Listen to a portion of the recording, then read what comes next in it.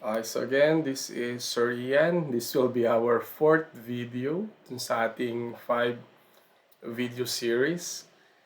And this time, we will be talking about this one, completing the square. So tapos na tayo sa extracting the square root. Then, following video is factoring. We will now move on with completing the square. So at the end of the topic, you will be able to know the steps in using completing the square to solve quadratic equation. So that will be our first goal. So second goal is of course to use the completing the square to solve quadratic equation. Now what I did, ang ginawa ko lang po dito sa ating completing the square, yun lang pong kailangan po natin. Ano? So basic lang po muna, wala muna akong inilagay na value sa a. So yung pong ating quadratic term, wala siyang numerical coefficient. Siguro di-discuss ko yun sa ating pong quadratic formula. Pero as of the moment, yung basic lang po, yung importante sa quadratic, completing the square po tayo. Now, what I did is, para mas madali po dito, direkta na ako sa steps. I'm going to have an example here and then we will be proceeding with the step. So let's say for example, the given is x squared plus 2x minus 8 is equal to 0. Okay? So pag po completing the square yung gagamitin natin, ang una natin gagawin, kailangan hindi siya equated sa 0. Which means, yun pong letter C, the constant term natin, lipat mo sa kabila. So kung ito po ay negative, paglipat sa kabila, that will become positive. Again, bakit po nagpalit po ng sign? Kasi tumawid siya dito sa equal sign na ito. So that will give us this one. Ngayon, ano yung susunod kapag nailipat na po natin siya ng lugar? So, add a plus sign, ito yung plus sign natin, and a space after the linear term. Balikan ko lang. Alin nga ba yung ating linear term? Ito po yung merong variable ng exponent lang ay 1. Now, since we are talking about an equation, do it to the other side as well.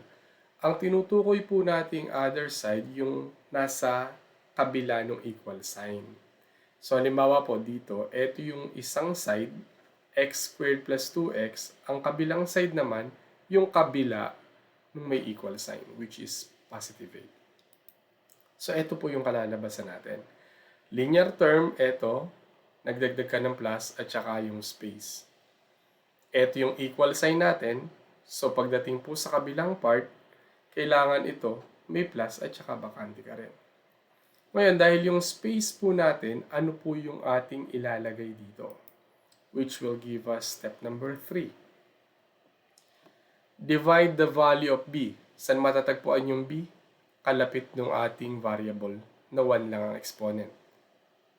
So baka hindi ko po nabanggit kanina, ang a natin palagi yung katabi nung merong x squared. Or yung kahit po ito'y anong variable, basta may exponent na to. So in this case, wala ka nakikita, 1 yan. Okay? So yung b daw, eto, i-divide sa 2. Tapos, yung magiging sagot, i-multiply mo sa sarili. Square the answer. So halimbawa, 2 divided by 2. Ang sagot, 1. So yung sagot po na 1, ang gagawin mo, i-multiply mo sa sarili niya. So 1 times 1, 1 ang sagot. Yun daw yung value na ilalagay mo dun sa space na ginawa mo. So, dalawa yung space, parehas yan. Tigisang 1. Okay po? Ulit, paano po nakuha? Focus ka dito. I-divide mo lang yung b, hindi kasama yung x ha. Ito lang 2. I-divide mo sa 2. 2 divided by 2 is 1. Yung sagot, i-multiply mo sa sarili niya. So that will give you 1 times 1. Yun ang ilalagay mo dun sa ating space na ginawa.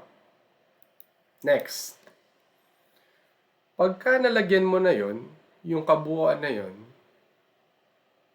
babaguhin mo siya into exponential form. Nabanggit ko na yun sa previous videos po natin. Eto, yung x plus 2, x squared plus 2x plus 1, kunin mo yung square root po nung first term na x squared, eto yun, x. Kunin mo yung square root ng last term, 1, eto yung 1. So, square root. Okay po? And then yung kabila, 8 plus 1, we come up with 9. Pagdating po sa step na to, babalikan nyo lamang po yung ating extracting the square root. Extract the square root of both sides. Again, dahil nasa loob ito ng ating grouping symbol, this is considered as one term. So, extract lang po natin yung square root. Again, dahil tayo po ang naglagay ng square root dito, may plus or minus sign tayong ilalagay palagi. Nabanggit ko na po yan sa atin pong pangalawang video. So again, makakancel yung radical, yung square root natin at saka yung square. Matitira x plus 1. Ito naman, plus or minus 3. Pag po ganon, ililipat mo na lang yung x, yung 1 natin dito sa kabila. At dahil tatawid ng equal sign, magiging negative na po siya. Okay pa? Saan nanggaling nga ulit itong plus or minus 3? Dito po nanggaling.